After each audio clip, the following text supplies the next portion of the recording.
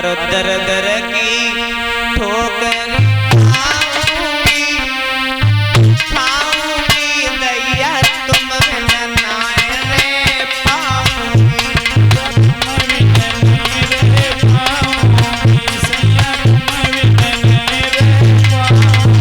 ए पिया तुम झूठो करे सोए सही बताओ।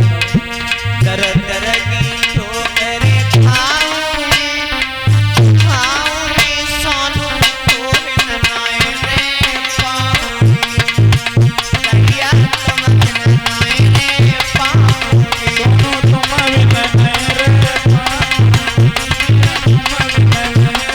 पाऊंगी। और सुन रहे हो ना चाहिए मोए माल खजानो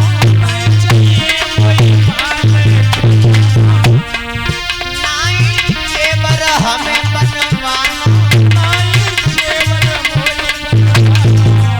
ए सुन रहे करो ऐसे आराम में ठिके खटियाई पे घोड़ दबाऊंगी या तुम्हारे नाय दे पाऊंगी।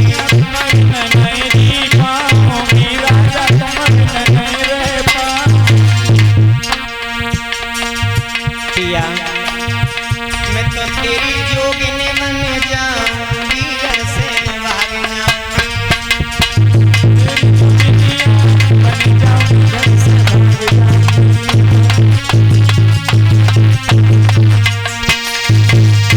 आज जैसे ही महाराज याती ने जान ली अब तो जब बिटिया शादी हमसे ही कर रही है नहीं माने तो जैसे ही देवयानी को लेकर के पहुंचे हैं देवयानी के घर पे गुरु शुक्राचार्य ब्राह्मण के पास में तो देवयानी को आता हुआ देखा जवाब दिया बेटी तो ये कौन है? जवाब दिया पिताजी मैं तो बाद में बताऊंगी पर लेकिन मेरी बात सुनो जवाब दो बोलो।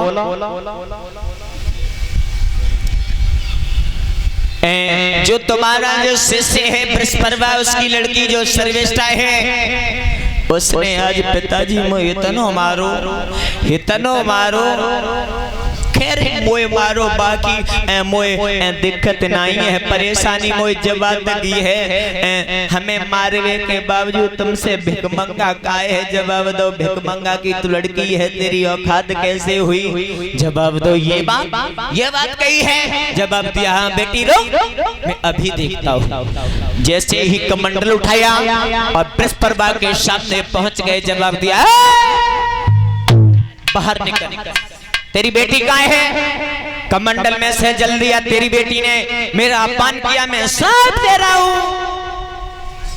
जवाब दिया ठहर जाओ चरणों पर गिर गए बृहस्पति जवाब दिया प्रभु गुरुदेव तुम्हें नहीं मालूम बेटी नादान है उसे ज्ञान नहीं है उसने गलती कर दी दंड दे दो इसका मतलब ये तो नहीं है उसे श्राप दे दो। जवाब दिया चल ठीक है अगर तू मेरा शिष्य नहीं होता इस लड़की को मैं बख्शता। सुन आज मैं अपनी बेटी की सगाई कर रहा हूँ और तेरी बेटी को मैं दंड दे रहा हूँ मेरी बेटी के साथ में दासी के रूप में जाएगी तुझे मंजूर है? जवाब दिया बिल्कुल। जैसे ही महाराज याती से शादी हुई देवयानी की और सर्वेष्ठा को दासी के रूप में भेजा गया। समय बीता एक समय की बात है महाराज याती जो रहे शिकार खेलन को जंगल में पहुंचे वापस आ रहे थे तो परीक्षित महाराज जो सर्वेष्ठा थी वो बहुत सुंदर लड़की थी। सर्वेष्ठा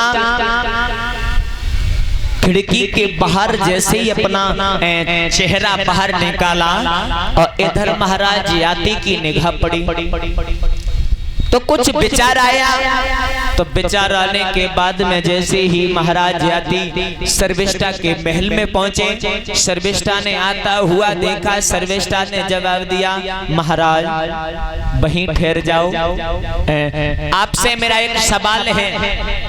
तब आपको मेरे पास आना होगा। जवाब दिया, सवाल बताइए। मेरा सवाल ये है,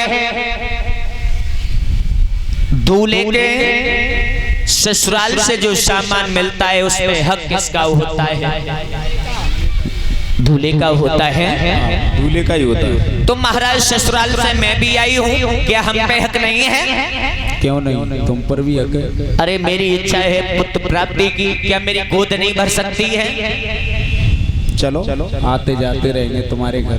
परिचित महाराज उसी रात में महाराज याति सर्विष्ठा के महल में रुके। इधर जैसे ही देवयानी के गर्भ से 2 बालकों ने जन्म लिया। विद्वानों के द्वारा नामकरण संस्कार हुआ तो बालकों के नाम रखवाए। एक बालक का नाम यदु, दूसरे बालक का नाम ध्रुवस। इधर सर्विष्ठा के 3 बालक पैदा हुए। 3 बालकों के नाम रखे गए अनु, दुरु।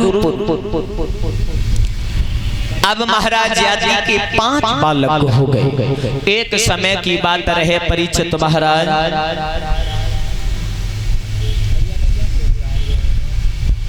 जवाब दो। देवयानी रहे, एक बच्चा को दूध पियाई रही मैया, एक बच्चा तब तक रोन लगो।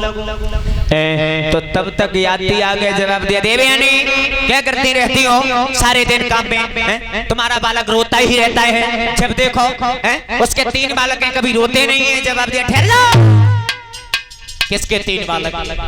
किसके 3 बालक बता रहे हो?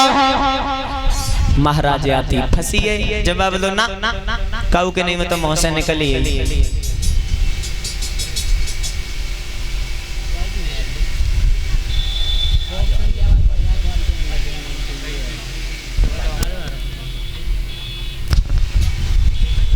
इधर जैसे ही हुआ क्या,